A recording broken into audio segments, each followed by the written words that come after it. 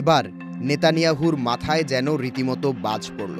এতদিন পশ্চিমা নেতারা মুখ খুলছিলেন, জানাচ্ছিলেন তারা পাশে নাই আর ইসরায়েলের। কিন্তু দেশটির ভেতর থেকেও এত জোরালো প্রতিবাদ বোধহয় কল্পনায়ও আনেননি নেতানিয়াহু। দেশটির সাবেক প্রধানমন্ত্রী এহুদ ওলমার্ট বলেছেন, যদি গাজার এই হত্যাযোগ্য যুদ্ধাপরাধ না হয় তবে আর কি হতে পারে। তার এই প্রশ্ন যেন এখন বিশ্ববিবেকের স্পষ্ট প্রতিধ্বনি। ইসরায়েলের সাবেক প্রধানমন্ত্রী এহুদ ওলমার্ট সম্প্রতি সিএনএনকে দেওয়া এক সাক্ষাৎকারে জানিয়েছেন, তিনি আর ইসরায়েলের কর্মকাণ্ডের পক্ষে কোনো যুক্তি তুলে ধরতে পারছেন না। গাজায় 11 সপ্তাহের অবরোধ আর হামলায় তীব্র মানবিক বিপর্যয় চলছে। ওলমার্ট সাফ জানিয়ে দিলেন, এটা যদি যুদ্ধাপরাধ না হয় তবে কি। 2006 থেকে 2009 সাল পর্যন্ত ইসরায়েলের প্রধানমন্ত্রী ছিলেন ওলমার্ট। একসময় নিজের দেশের পক্ষে যুক্তি খুঁজতেন, কিন্তু আজ তিনি মনে করছেন গাজায় যা হচ্ছে তা ধ্বংসযজ্ঞের যুদ্ধ।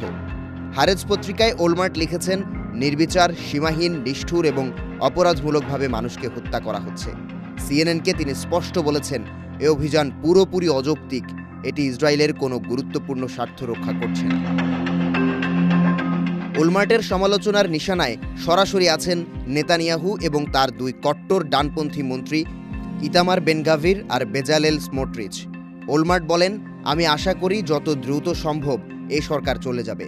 দেশের মানুষ এর কর্মকাণ্ডে ক্ষুব্ধ আর ক্লান্ত। একদিকে সাবেক প্রধানমন্ত্রীর এই প্রকাশ্য বিরোধিতা, আরেকদিকে ভয়ঙ্কর অর্থনৈতিক সংকট। সব মিলিয়ে নেতানিয়াহুর জন্য যেন ঘোর বিপদ।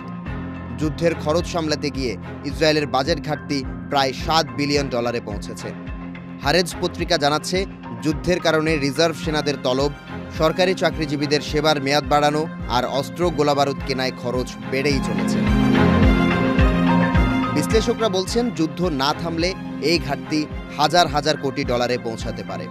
শুধু দেশের ভেতরেই নয়, আন্তর্জাতিক মঞ্চেও চাপে পড়েছেন নেতানিয়াহু। একদিকে ফ্রান্স ফিলিস্তিনকে রাষ্ট্র হিসেবে স্বীকৃতি দিতে যাচ্ছে, অন্যদিকে যুক্তরাজ্য, স্পেন আর আয়ারল্যান্ড একে একে ইসরায়েলের বিরুদ্ধে বাণিজ্যিক নিষেধাজ্ঞার পথে হাঁটছে।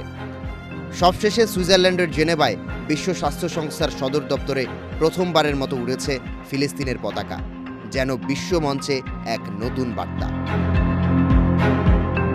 নিজ দেশের ভেতরে বাজেটের তীব্র সংকট, ওলমার্টের মতো নেতাদের প্রকাশ্য সমালোচনা আর বন্ধুরাষ্ট্রগুলোর ক্রমশ কঠোর অবস্থান, সব মিলিয়ে নেতানিয়াহুর জন্য এটা এক ভয়ঙ্কর সময় বলেই মনে করছেন বিশ্লেষকরা।